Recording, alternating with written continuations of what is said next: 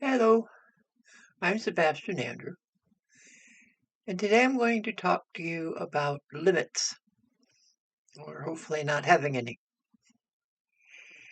I've been seeing a number of posts on Facebook pagan groups about limits, limiting the things that limit our practice, our practicing.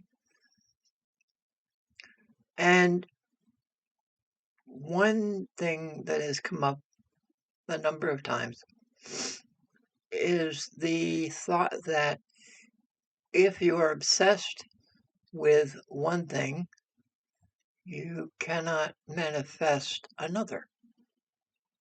Now, I can see that point because if all of your focus, all of your energy is on something other than what you're trying to manifest, then there's no energy going towards what you're trying to manifest to grab hold of it and draw it to you. That makes sense. But there is a way to focus on more than one thing at a time. So you can still be obsessed with something. You can still be focused on something that you would absolutely love to have. Whether it's something you want in your life, someone you want in your life, something like that. But you can also work on manifesting other things if you spread your energy out. Like, okay, this is you, and these are your energies. These are your directions of energy. So you can just keep sending energy out wherever. Now, you can pick something to obsess about. You can pick something you want to manifest rather quickly. Okay? So, and you can pick a couple other things that maybe don't mean as much. Okay? And just send all that energy out as you please. Not that hard.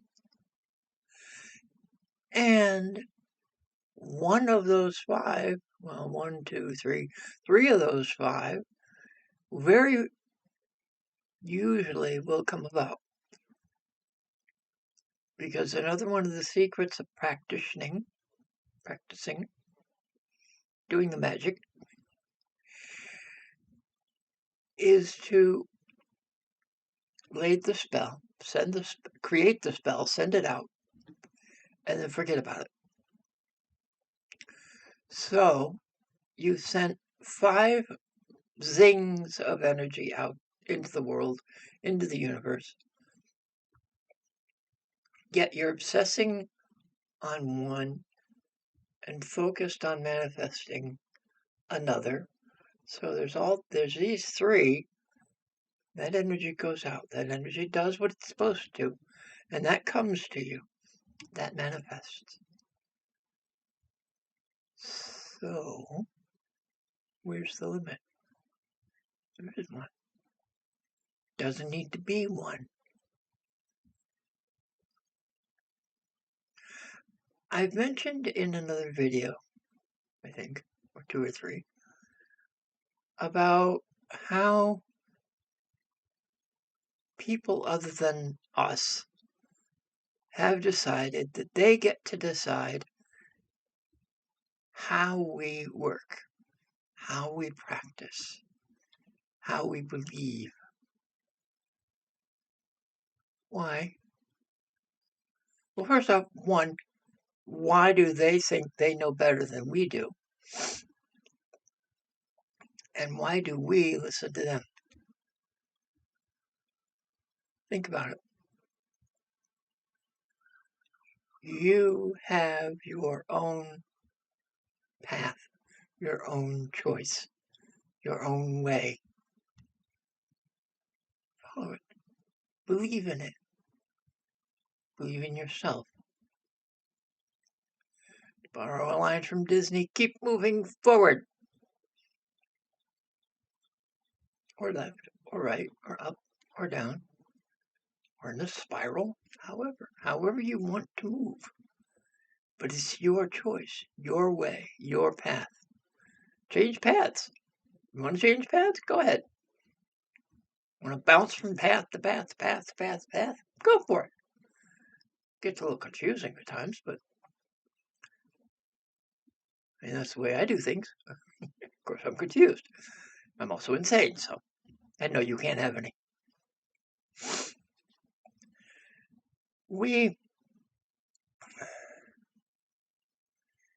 Unfortunately, we limit ourselves. We don't need other people to tell us that we're limiting ourselves.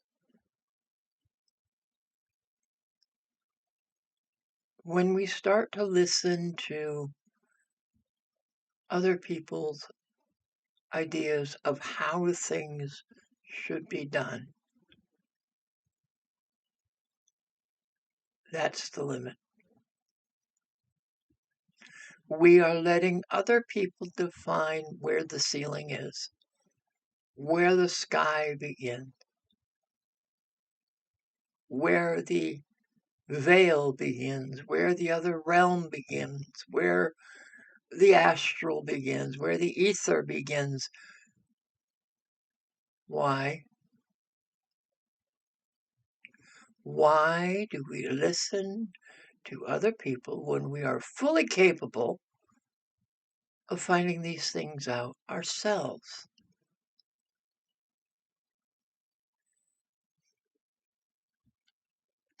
The early practitioners did not have other people to tell them how to do things. They experimented. They were the first scientists. And I use that term loosely. I have a little problem with science these days. Sometimes.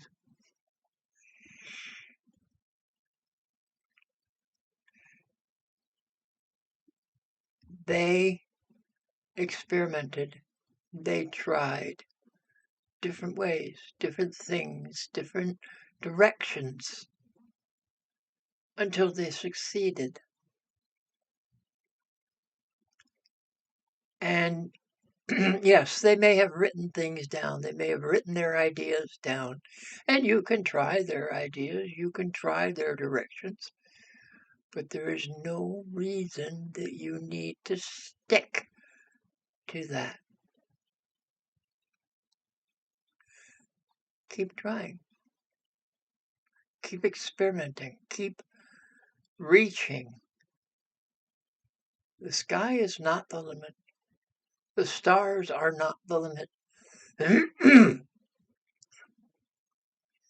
This realm or the next realm or the realm beyond, those aren't the limits.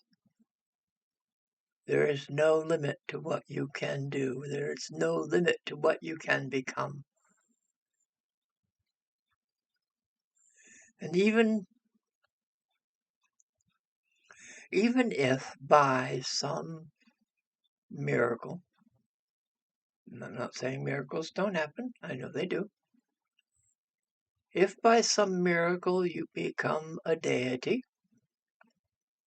there is no reason that you need to stop there. There is always something beyond. Now, you can be content. You can be the deity. You can control your space in the world or in the realm, or make a new realm, make a new world. You can create followers or draw sheep from one realm to another. Been done before.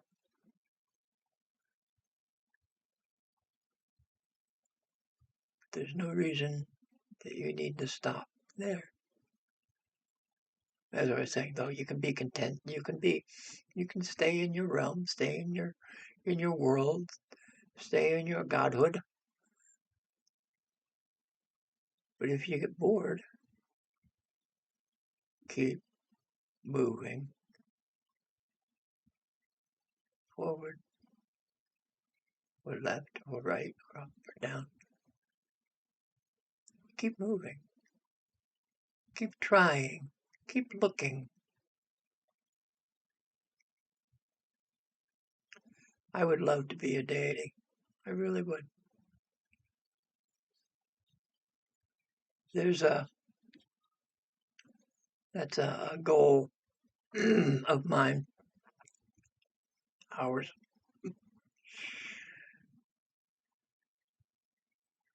And I may go into that with you in a future video, not this one. Because this one is about you. This one is to try and wake you up a little further. When I began these videos, I read something called The Awakening.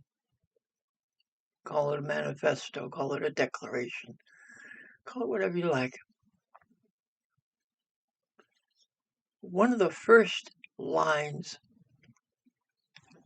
in The Awakening is that we shed the constraints of the scripted game and step into the realm of limitless creation. We shed the limits. We destroy the box. This is beyond the box. There's more. There's always more. There's no reason to be limited, to be constrained.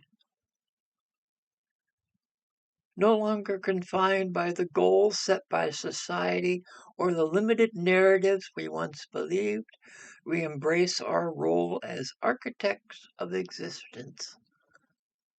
We accept our roles of deities in progress.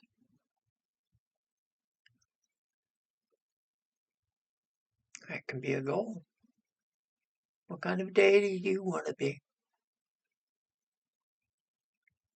What aspects do you want to control? What do you want to offer those who might follow you?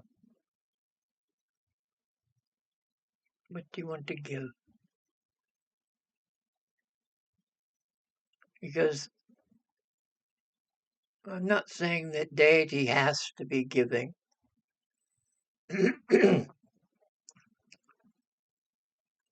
But in the stories that we've heard, the deities that are giving tend to be better remembered than the ones who take.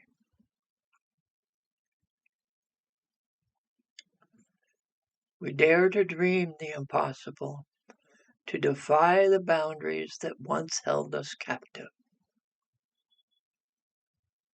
Well, in some aspects, we're still captive here in this lovely little hell we live in. So, reach beyond the boundaries.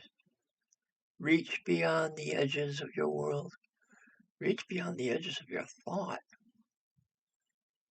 Reach beyond the tip of your nose. Make a new boundary. Or take away all of them. There is no reason for you to be bound. No reason for you to be bound to other people, certainly not to other people's ideas of you. You define yourself. And then you can change that definition anytime you want. any way you want. We become conduits of wild energy, channeling its essence into every thought, every action, every endeavor. We are the energy, and we can reach out and grab the energies that are around us. I spoke on this in the last video. To reach out and grab hold of the energies that are around us and do with it as we wish. I can do it. You can do it. They can do it. Everybody can do it. There's limitless energy. There's energies everywhere. And even if two practitioners grab the same person, draw their energy from, there's still more energy. Do something with it. Do something. The world becomes our canvas, and we wield the brush of boundless imagination. Because what we can think of, we can create.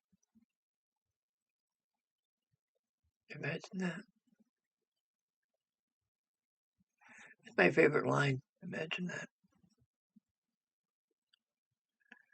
We can birth new realities, weaving tapestries of innovation, love, and truth.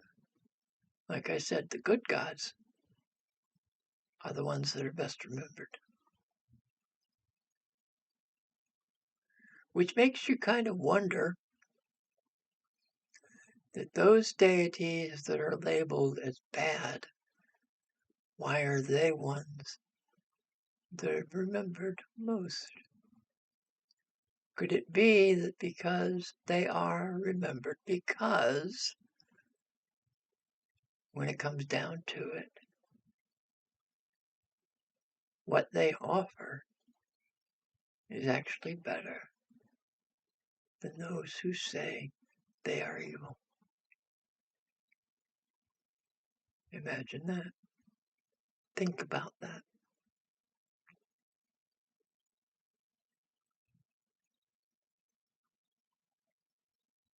We dismantle the systems of oppression, challenging the status quo, and reshaping the very fabric of society.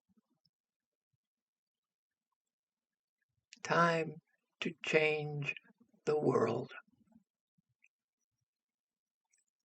And that means the world, your existence, what you can control with your energy, with the energies you draw in. Change it. Change the energy, change the world. Change your thoughts, change your world. Become boundless. Become imaginative. More imaginative than you are now. Become more. Become anything you can think of. And then think again and become something else.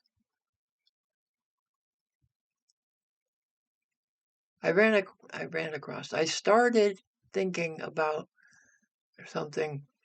There was a line I heard in a group, something about becoming shapeshifters. And, excuse me, one thing that zipped through my head was shade shifters. We who embrace the darkness, we who work with the shadows, we who enjoy the shadows and the darkness that others tend to expel. We're shades. And we are shades who can change So we are shade shifters. Pretty neat, huh? So become a shade shifter. Play with the darkness. Enjoy the darkness. There'll be more about the darkness, I think, in Friday's video, the next coming one. I know I shouldn't put times, dates, and things on the videos, make them more open-minded, open of thought, but keeping them congruent, I think, makes it easier for you when you start realizing that a lot of these videos work together. Each one builds upon the last. Or each last builds upon. Imagine that.